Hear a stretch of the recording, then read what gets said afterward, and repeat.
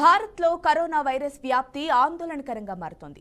కొంతకాలంగా తగ్గుముఖం పట్టిన మహమ్మారి తిరిగి విజృంభిస్తుండటంతో ప్రజల్లో భయాందోళనలు వ్యక్తమవుతున్నాయి. దేశవ్యాప్తంగా క్రియాశీల కేసుల సంఖ్య 5,000 మార్కును దాటింది. కేంద్ర ఆరోగ్య కుటుంబ సంక్షేమ మంత్రిత్వ శాఖ విడుదల చేసిన తాజా సమాచారం ప్రకారం పలు కీలక వివరాలు వెల్లడయ్యాయి.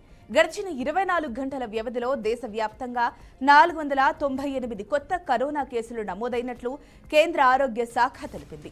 4 వ్యక్తులు ఈ వైరస్ కారణంగా ప్రాణాలు కోల్పోయారు. దీంతో దేశంలో ఇప్పటివరకు కోవిడ్ కారణంగా మరణించిన వారి మొత్తం సంఖ్య 55కు చేరింది. ప్రస్తుతం దేశంలో క్రియాశీల కేసుల సంఖ్య 5,364గా ఉన్నట్లు అధికారులు ధృవీకరించారు.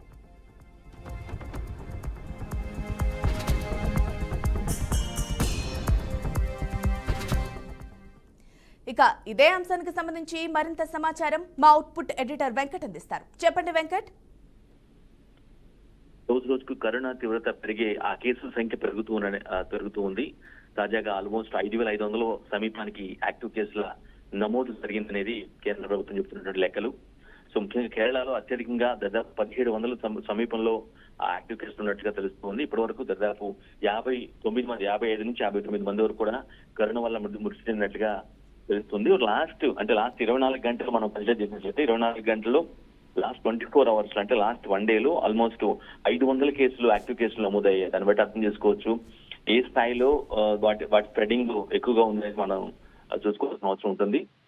ఇప్పటికే కేంద్ర ప్రభుత్వం ఆయా రాష్ట్ర ప్రభుత్వాలకి ఆదేశాలు జారీ చేయడం జరిగింది. అప్రమత్తంగా ఉండాల్సిన అవసరం ఉందని. ఎందుకంటే ఎక్కడైతే ఎక్కువ ఉందో కేరళ, మహారాష్ట్ర, ఢిల్లీతో పాటుగా తమిళనాడులో కొంత ఎక్కువగా ఉన్నట్టుగా తెలిసింది. ఫస్ట్ ప్లేస్ లో మాత్రం కేరళ ఉంది.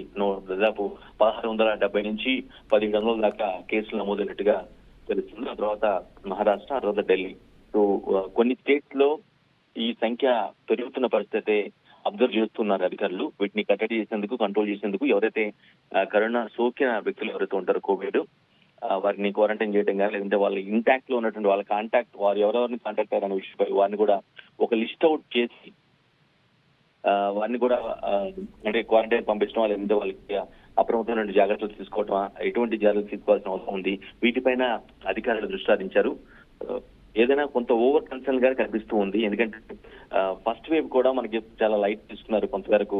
కేరళలో ఫస్ట్ కరోనా 2020లో కరోనా ఫస్ట్ వేవ్ వచ్చిన సందర్భంలో అంతా ఏం కాదు, మన వరకు కాదు అనుకున్న ఇది ఉందో అది విపరీతంగా డేస్ గడిచినందుకు పెరిగిపోవటం, పెద్ద సంఖ్యలో దేశం మొత్తం కూడా వ్యాపించడం, వేలాది మరణాలు సంభవించడం సో ఇది జరుగుతుంది. సో ఇటువంటి నేపథ్యంలో మరోసారి కోవిడ్ సోకటం రావడం, 4th వేవ్ లాగా రావటం, అంటే 2 years గ్యాప్ తీసుకుని మళ్ళీ రావటం, 2 weeks లో అంతర్ధానం అయిపోయింది, ఇక రాదు కరోనా కోవిడ్ అనుకున్న తరుణంలో మళ్ళా ఎంటర్ అయ్యి మనుషులు ప్రాణాలు తీస్తున్న నేపథ్యంలో కొంత అప్రమత్తం ఉండాల్సిన అవసరం ఉందని కేంద్ర ప్రభుత్వం ఇప్పటికే సూచించింది. ఆ రాష్ట్రాల వైద్య అధికారులు, అదేవిధంగా మంత్రులు సిఎస్లకి చాలా కీలకమైన ఆదేశాలు జారీ చేసింది. సో మృతుల సంఖ్య పెరుగుతుంది, యాక్టివ్ కేసులు కూడా పెరుగుతున్న నేపథ్యంలో చాలా అప్రమత్తం ఉండాల్సిన అవసరం ఉందని, దానికి తగ్గ చర్యలు తీసుకోవాల్సిన అవసరం ఉందని కూడా చాలా క్లారిటీగా స్పష్టంగా చెప్పినట్టుగా ఉంది ఝాన్సీ. Thank you Venkat.